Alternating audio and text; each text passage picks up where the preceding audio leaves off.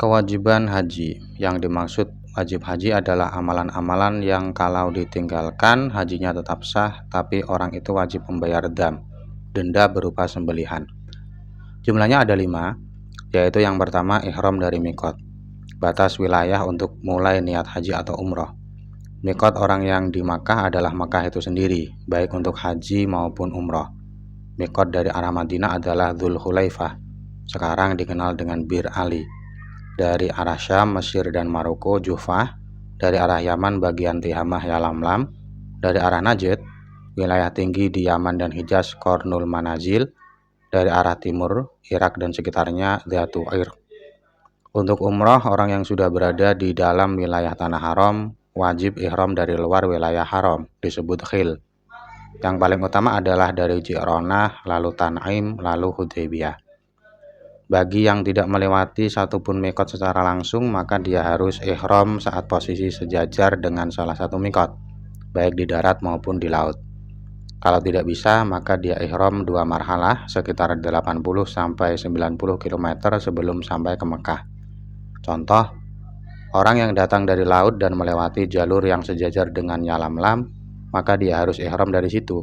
Tidak boleh menunda ihram sampai ke Jeddah.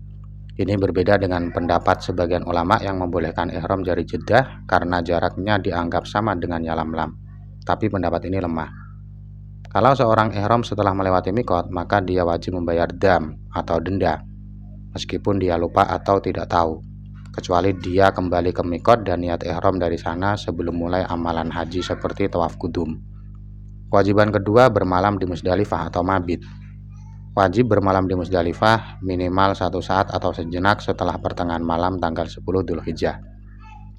Kewajiban yang ketiga, bermalam di Mina selama hari-hari tasyrik, tanggal 11 sampai 13 Dzulhijjah.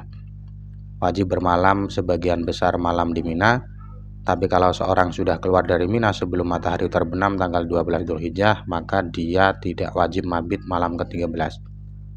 Kewajiban mabit ini tidak berlaku bagi pengembala dan petugas air minum jamaah haji atau pelayan Ka'bah.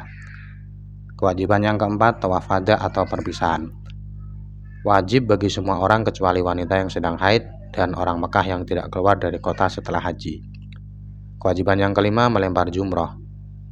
Hari Idul Adha 10 Dzulhijjah melempar jumroh Aqobah sebanyak 7 kali mulai setelah tengah malam. Hari-hari tasyrik tanggal 11 sampai 13 Dzulhijjah melempar 3 jumroh, Ula, Wusto, Aqobah, setiap hari masing-masing 7 kali setelah matahari tergelincir atau waktu zuhur. Melempar harus berurutan dan dengan batu, boleh batu apapun yang disebut batu termasuk batu akik atau kristal. Kalau seseorang lupa melempar di satu hari, boleh diganti di hari berikutnya selama masih hari tasyrik. Tapi kalau tidak sempat sama sekali, maka wajib bayar dam karena meninggalkan 3 lemparan atau lebih.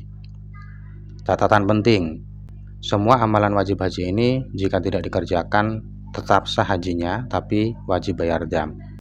Wajib ini disebut juga dengan abu'ad atau bagian penting ibadah tapi tidak termasuk rukun. Sunnah-sunnah haji. Amalan-amalan berikut ini adalah sunnah dalam ibadah haji. Artinya tidak wajib tapi sangat dianjurkan. Kalau dikerjakan mendapat pahala, kalau ditinggalkan tidak membatalkan haji. Kesunahan yang pertama, mandi sunnah. Disunahkan mandi sebelum niat ihram, baik untuk haji atau umrah, sebelum masuk kota Makkah, walaupun tidak dalam keadaan ihram, sebelum wukuf di Arafah, sebelum mabit di Musdalifah, sebelum melempar jamroh. Kalau tidak bisa mandi, cukup bertayamum. 2. Memakai wewangian atau parfum. Disunahkan memakai wewangian di badan dan pakaian sebelum memakai kain ihram. Boleh memakai parfum yang berbentuk padat seperti minyak wangi, balsam, dan lain-lain. Setelah niat ihram tidak boleh pakai wewangian lagi. Tapi bau wewangian yang masih tersisa setelah ihram tidak masalah. Begitu juga kalau keluar keringat berbau wangi.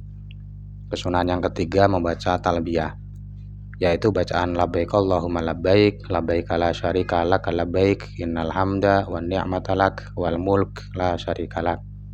Artinya, aku datang memenuhi panggilanmu ya Allah, tiada sekutu bagimu, sesungguhnya segala pujian, nikmat dan kerajaan adalah milikmu, tiada sekutu bagimu. Makna labbaik adalah aku siap taat kepadamu terus-menerus. Disunahkan membaca talbiyah sebanyak-banyaknya, diikuti dengan sholawat kepada Nabi, doa minta surga dan perlindungan dari neraka. Saat membaca diulang 3 kali. Talbiyah terus dibaca sampai selesai melempar jumrah Aqobah tanggal 10 Dzulhijjah. Tidak disunahkan membaca talbiyah saat tawaf kudum dan sa'i sesudah tawaf. Kesunahan yang keempat, tawaf kudum. Tawaf saat pertama masuk ke Mekah disebut tawaf kudum atau tawaf penyambutan. Hukumnya sunnah untuk orang yang haji saja tanpa umroh, haji qiron, gabung haji dan umroh, yang masuk Mekah sebelum wukuf di Arafah. Tawaf ini tidak batal kalau ditunda atau dilakukan setelah istirahat. Tapi kalau sudah wukuf di Arafah, sudah tidak bisa dikerjakan lagi. Kesunahan yang kelima, mabit atau bermalam di Mina pada malam Arafah tanggal 9 Dzulhijjah. Ini juga sunnah, bukan rukun, bukan wajib, tapi sangat dianjurkan. Kesunahan yang keenam, wukuf di Musdalifah di tempat yang bernama Masy'aril Haram, yaitu bukit terakhir di Musdalifah. Disunahkan berzikir dan berdoa di sana menghadap kiblat sampai menjelang subuh. Kesunahan yang ketujuh, membaca doa dan zikir tertentu di waktu dan tempat tertentu. Ada banyak zikir dan doa khusus untuk tiap tempat dan waktu dalam haji. Semua doa dan zikir ini sudah dikumpulkan oleh Imam Jalaluddin As-Suyuti dalam kitab beliau Al-Wadhaif Al-Yaumiyah wal Lailiyah, amalan harian dan malam hari. Silakan dirujuk kalau ingin lebih lengkap.